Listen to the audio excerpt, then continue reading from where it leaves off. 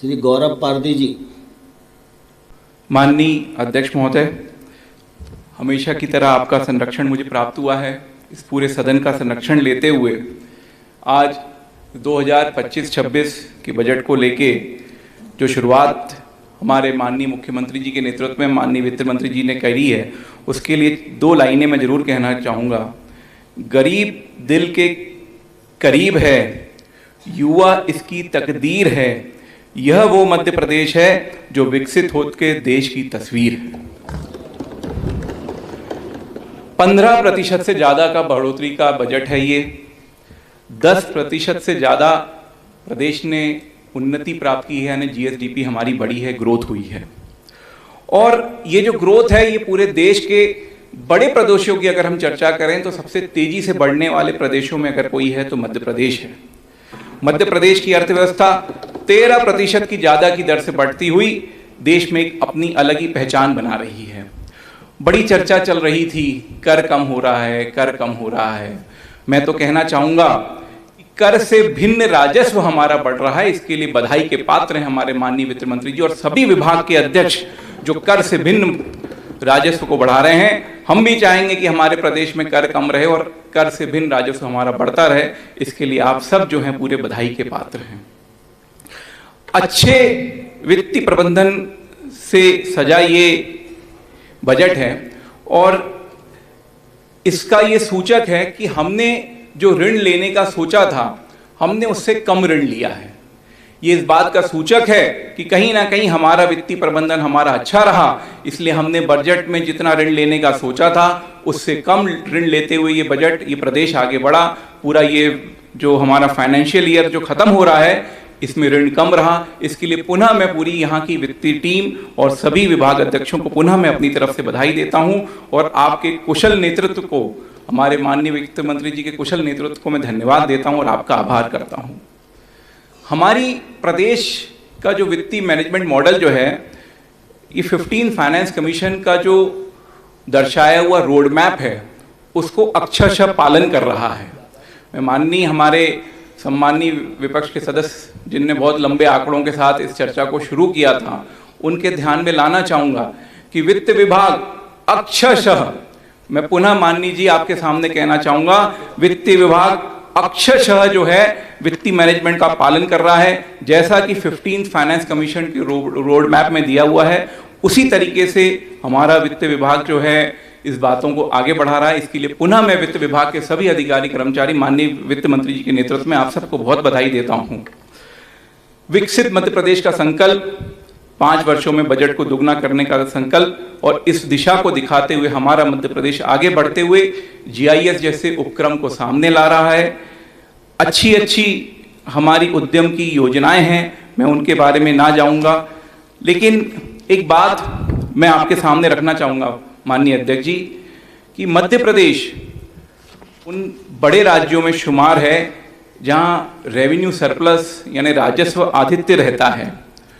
लेकिन एक बात और मैं सबके ध्यान में लाना चाहूँगा, 2019 में हम रेवेन्यू डेफिसिट में थे। कोविड 20 में आया लेकिन 19 में हम रेवेन्यू डेफिसिट थे और मैं बताने की सब जानते हैं कि 2019 में किसकी सरकार थी। मध्य प्रदेश अगर पिछले 20 सालों में रेवेन्यू डेफिसिट कभी आया दोबारा तो 2019 में आया। तो पुनः मैं किसी को बताना नहीं चाहूँगा कि 2019 में किसने बजट पेश किया था। ये सारी बातें मैं आपके ध्यान में लाना चाहूँगा। उन 18 नई नीतियों के साथ उद्योग को आगे बढ़ाने के लिए हम सब आगे बढ़ रहे हैं और मैं इसके लिए माननीय मुख्यमंत्री जी के जिला विकास सलाहकार समिति की घोषणा की गई है, उसके लिए भी उनको मैं धन्यवाद करता हूँ, उनका आभार करता हूँ। माननीय अध्यक्ष जी, मध्य प्रदेश का जो बजट है और उसमें बताया हुआ जो रास्ता है उससे ये हो रहा है कि हमारा कर जो है वो किसी के ऊपर नहीं लग रहा है। मैं पुनः बधाई देना चाहूंगा माननीय वित्त मंत्री जी को कि उन्होंने इस बजट में एक भी नए कर की घोषणा नहीं की है, कोई भी नया कर नहीं लगाया है, कोई भी कर नहीं बढ़ाया है। चर्चा चल रही थी, पूरी करना चाहूंगा, अधूरी रह गई थी। भैया बोले, भाई साहब बोले 4,62,217 करोड़ की आउटस्टैंडिंग लायबिलिटी है। बिल्कुल सही है, हम भी मना नहीं करते किंतु परंतु यही आंकड़ा जो था वर्तमान में 2024-25 में जो 30% होता है total liability to GSDP ratio, ये 2002 और 3 में 43.3% था। 13% हम नीचे लाए हैं।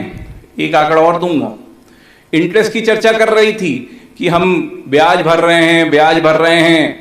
माननीय महोदय, interest payment to total revenue receipt, जो कि एक अच्छा आंकड़ा है समझने के लिए, 2002-3 में 18.6% था, 2023-24 में 10.35% था और 2024-25 में 10.25% है। यानी कहीं ना कहीं हम जो है वित्तीय स्थिति में मजबूत होते जा रहे हैं। Interest payment to total revenue receipt बता रहा है कि हमारा कर्जा बढ़ नहीं रहा है, हमारा कर्जा कहीं ना कहीं व्यवस्थित हो रहा है। इसके लिए मैं पुनः हमारे वित्त मंत्री जी और हमारे मुख्यमंत्री जी को दिल से आभार करता हूं, धन्यवाद करता हूं।